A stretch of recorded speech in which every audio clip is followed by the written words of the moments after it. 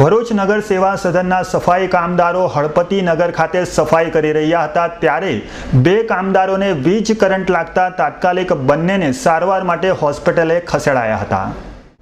ભરૂચ સેવા સદનના સફાઈ કામદારો સવારે હળપતિ નગરમાં સફાઈ કરી રહ્યા હતા અને કચરાનો ઢગલો ઉઠાવ્યા બાદ ટ્રેક્ટરમાં નાખ્યો હતો।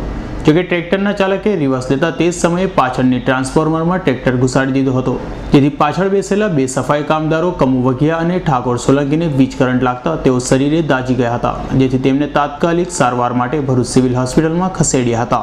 વોર્ડ નંબર 7 માં તલસુરતી નગરના વિસ્તારમાં ઓએનજીસી દવાખાનાની બાજુમાં આવેલી કચરાપેટી પર કચરો તે દરમિયાન ડીબીની ડીપીની નજીક બહાર વાયરો લટકતા હતા, તે સાથે ડ્રાઈવર રિવર્સ મારતો હતો, તે દરમિયાન ટચ થઈ જતા બે સફાઈ કામદાર ઠાકોરભાઈ પૂંજાભાઈ અને કલાબેન અને તેઓને અત્યારે તાત્કાલિક સારવાર માટે રિક્ષાની અંદર અમારા નગરપાલિકાના ડ્રાઈવર જાદવભાઈ લઈને આવેલા અને સિવિલમાં સારવાર આપવામાં આવેલ।